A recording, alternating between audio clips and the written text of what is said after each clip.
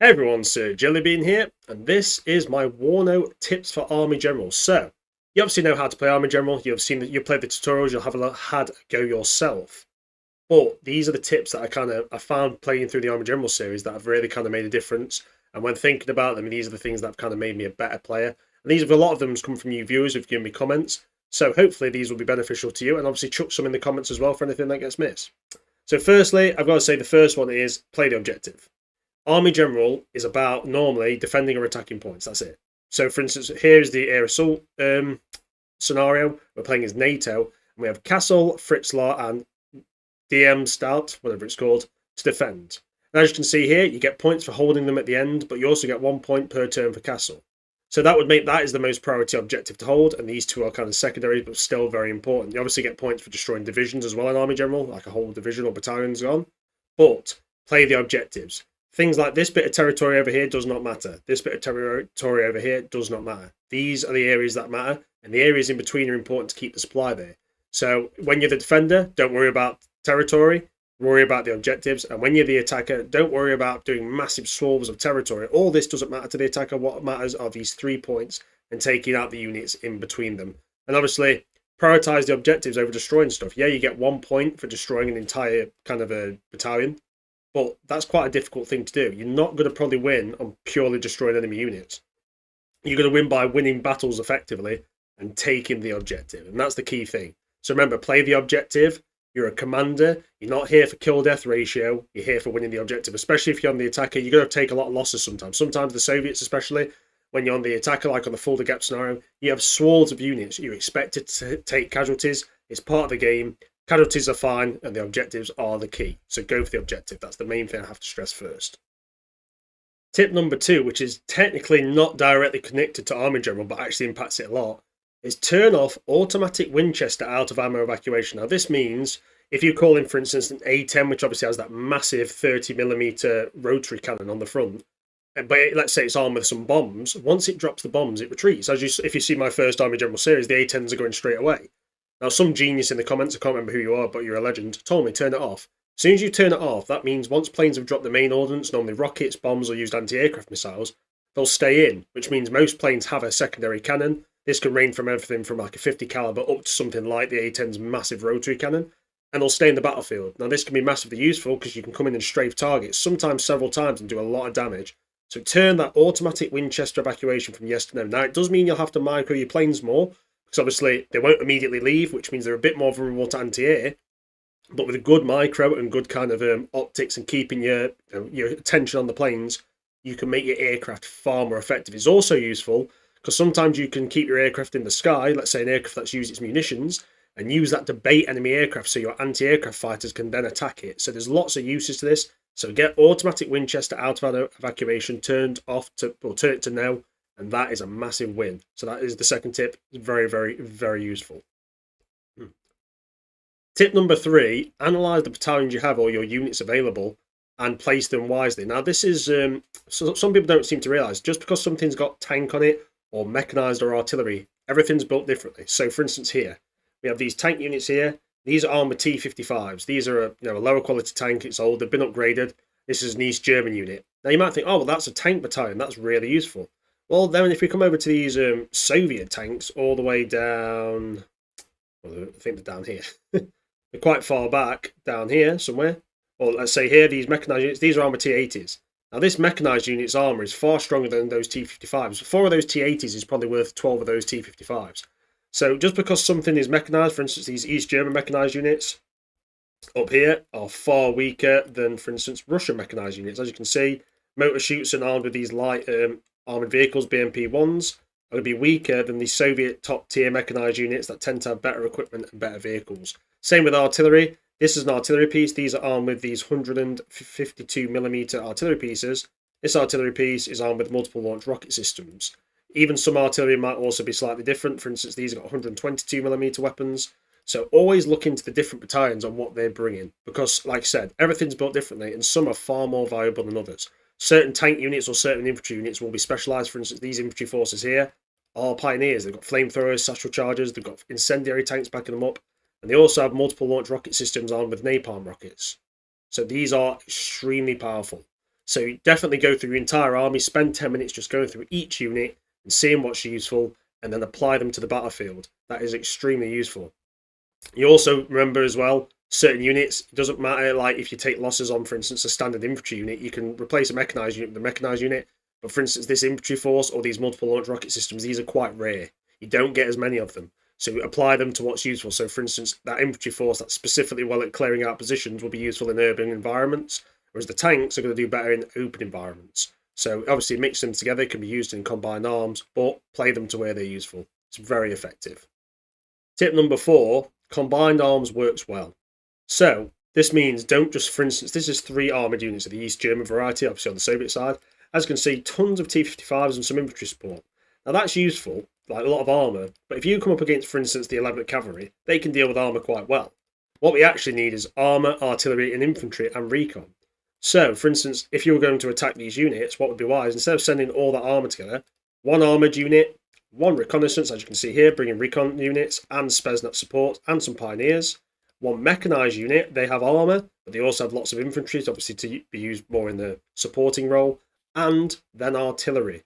So obviously the artillery's in range there. So by just there, you might think, well, that is, what they've got is armour. Yeah, but now we have the advantage. We have armour, we have infantry, we have mechanised forces. We even have some light-term artillery support in there as well.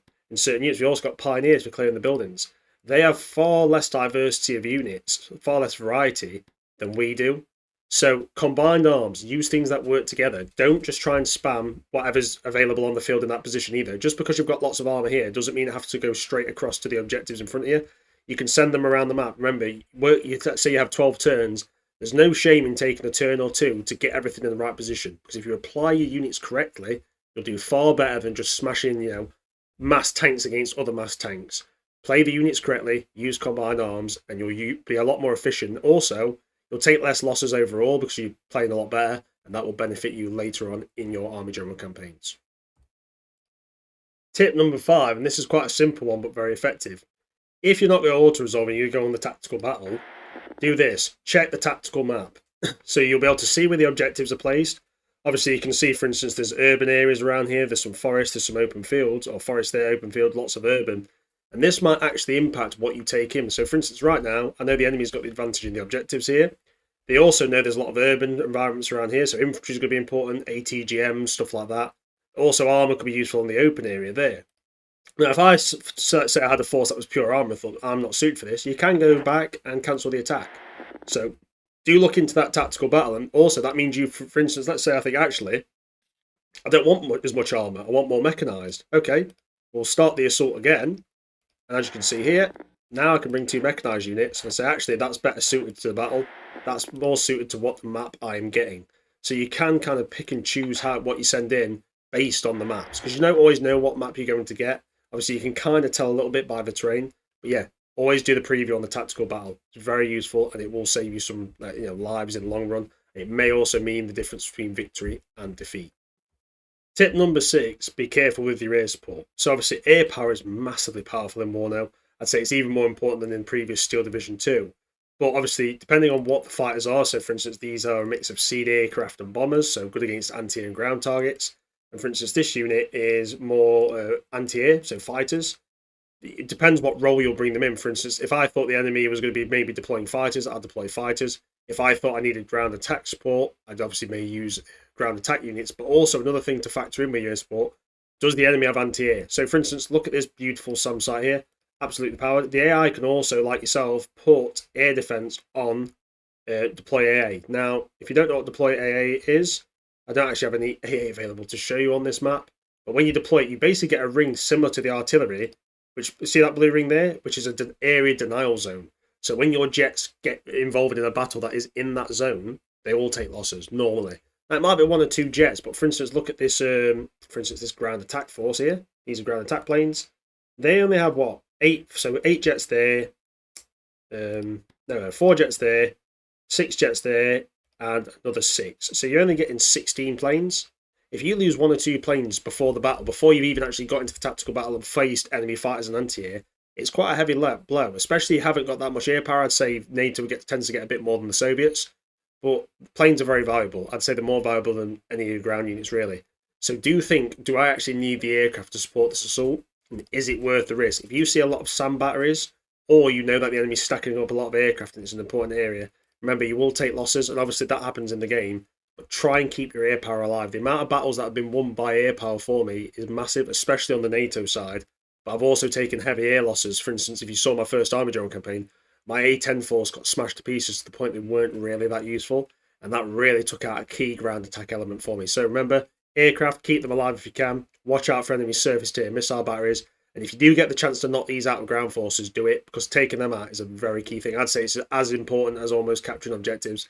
Taking out their anti-air batteries on the ground gives you air superiority, gives you a massive advantage in the battles. Tip number 7, and this is a big one, encirclements can be deadly. So, an encirclement is obviously when you've completely cut off the enemy. Now, obviously, if you're playing Army General, as you move forward, as does the line of battle, as long as no units contesting.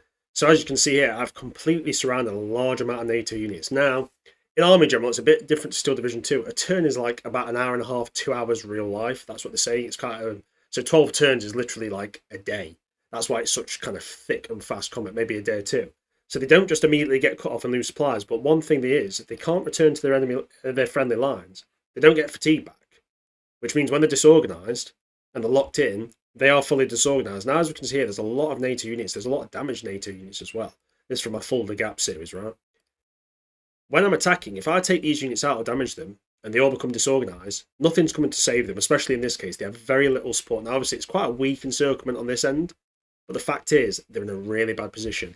This means this 1, 2, 3, 4, 5, 6, 7, 8, 9, 10, 11, 12 battalions is now at threat of being wiped out. Now, before they could have fallen back to the objectives potentially, they could have set up a defence, they might be able to hold off. But because the only chance is to break out, this means they either have to launch an assault against me, puts me on the defensive, gives me a massive advantage in battle. Better to be on defence than attack most of the time, especially with like certain weak elements or infantry or mechanised. But now when I'm attacking, I can pick piecemeal where I want to attack. We can attack these infantry units here, and he will have less support. These disorganised units, if they become more disorganised around, we can wipe out entire battalions with these. Yes, these battalions have taken some losses, but they are still pretty damn strong. Lots of leopards in there. So encirclements are deadly. You need to avoid being encircled yourself, but even the AI will try to avoid it. They may attempt to break out, but if you get the chance to encircle an opponent, even if it's a risky strategy, so for instance in this case, these units are a bit under risk because I've kind of got a thin line of battalions doing the encirclement. It's very effective. And the fact is, if you pull it off, you could potentially wipe out a large amount of the enemy force, pretty much guaranteeing victory. Because there's nothing to stop you, your next few turns you can move where you want, you can attack where you want. So encircle, destroy. Remember, if you can destroy a battalion, it's a very good thing. Don't completely ignore objectives to do it. But if you can kill a large amount of the enemy units, it's going to put you in a massive advantage. So encircle, encircle, encircle. Obviously, the Russians would call this a cauldron, but I like to call it an encirclement because I'm Western. Tip number 8, remove weak units from the front lines to keep them alive. Now, as you can see here, a unit like this is like a slightly damaged recon unit. It's not too bad. I'd say it's about a third damaged. Now, when you lose a unit or a battalion, the enemy does get a point. So objectively, it's quite important to keep them from being destroyed. But the other thing is, a damaged unit is not completely useless. So for instance, the recon unit's taking some hits, but on the defense on a recon roll, still quite effective. It's got a lot of infantry, still alive. It still has some armor to support, and it does have some like supporting recon units and supplies. That's not a bad defensive unit. That could hold off against, for instance, a mechanized unit by itself, or with combined with other damaged units, it can still be a good defensive unit. So sometimes it's easier to push something off the front line and fill the gap with something. For instance, this command unit is completely, alive. It's got obviously a different mix. He's got a nice amount of infantry. He's got some armor, and he does have some anti-air, and he also has some motorized infantry as well, support units, which is really good. So sometimes you might think, oh, I don't want to pull things back, but keep them alive. That's still a useful unit. And also, sometimes pulling them back, whilst a heavier, stronger, more healthy unit, should I say, does an assault, you might not win the battle. If you, for instance, damage an enemy unit sufficiently enough, that recon unit could then potentially attack later and be better off. So don't throw units away. There's no shame in disengaging units and keeping them alive, especially, let's say the score's very close. You want to keep those points away from the AI. You don't want them to win because they destroy too many of your units. Obviously, this might depend on how many turns are left, whether you've got a chance to actually pull them back and keep them alive. But it's better to keep a battalion alive than completely have them wiped out, especially if you're outnumbered on the defensive. If the enemy's, like for instance, I'm attacking as the Soviets, I've got tons of stuff in this scenario, but NATO, for instance, still stuck in this encirclement. If they'd have pulled those forces back, they still would have had a chance to actually fight maybe back. But now they're in a real dire situation. So pull forces back, keep them alive, and use multiple damage units sometimes just to hold objectives, or put them on good terrain where you know they can stand against on a defensive, because certain units, when damaged, will still be able to fight effectively defensively. So for instance, let me demonstrate with a mechanized unit. Let's say this mechanized unit's lost all its armor. If it had all its infantry alive, it's still quite good defensively, but without the armor, not so good offensively. So that is useful on the defense, but not so much on the attack. Tip number 9, and this is quite a simple one for some, but I didn't learn it until quite far through my first Army General series, is main units are the only things that can launch an attack. Now, what is a main unit? Now, if we go on, for instance, prepare attack, as you can see, main units comprise of mechanized or infantry or tanks. Things that are auxiliary will be recon or certain pioneer support units or command units in certain cases, or helicopters. We'll show that here actually. We cancel that. If I was supposed to attack with this helicopter, you're not actually attacking with a helicopter. The helicopter is the auxiliary. The main units come from tanks or mechanized. This also means as well, this is why combined arms is promoted. That's what I was saying. Put your divisions in good state, good positions, because you can only attack with 2 main units. So it wouldn't matter if I had 8 tank battalions there. You can only attack with 2 per battle. But what you can do is you can have 2 main, 1 auxiliary, 1 artillery, and 1 air support. So if you place your units correctly, you will be able to attack with 5 things: air, artillery, 2 main, so let's say mechanized and tanks, and a recon support unit in this case, let's say.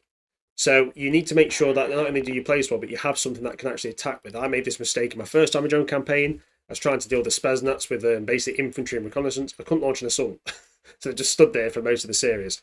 So make sure your units are not only varied in how they're used, but you have main attacking units. Now, they can defend. Things like auxiliary units and infantry and helicopters can be attacked and defend by themselves. But that's also not good, because obviously combined arms works well. So remember, you need your main units to attack. And if you have your units mixed correctly, you'll be able to attack with more, which is what you're going to need. Because when you're on the attack, outnumbering your enemy in firepower and units is very, very useful. So make sure you've got those main units where you are for where you need to attack. Just a little tip. I know a lot of people will know that basic one, but I didn't. And also it stops means you can't just kind of send recon units behind to attack artillery. You need to have those main units with you. So if you do want to do a flank attack, let's say down here, you'd have to send a mechanized unit if you want your recon unit to actually go behind and attack. If you want your helicopters to attack, you have to send something to support them. They are an auxiliary unit. So that's just kind of how it works. It's a bit of the balancing. Some people don't like it, but I kind of like it because it stops you just cheesing against the AI, which is really cool. Anyway, that's kind of the 9 main tips I could think of. There might be some I've missed. Chuck them some in your comments. I just hope these are going to help any new players get into Army General.